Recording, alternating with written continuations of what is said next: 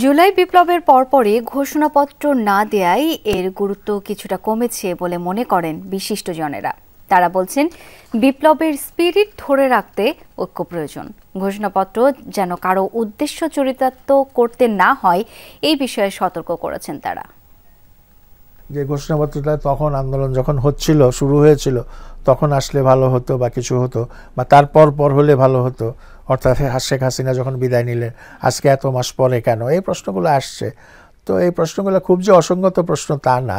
ঘোষণাপত্র একটা statement of intent, এটার সাংবিধানিক ভিত্তি কতটুকু, এটার সাংবিধানিক ভিত্তি অনেক কিছু তৈরি হয় সময়ের আবহে। যদি ওটাকে সবাই এগ্রি করে যেটা একটা ফাউন্ডেশনাল ডকুমেন্ট, তখন কিন্তু ওটা ফাউন্ডেশনাল হয়ে যায়।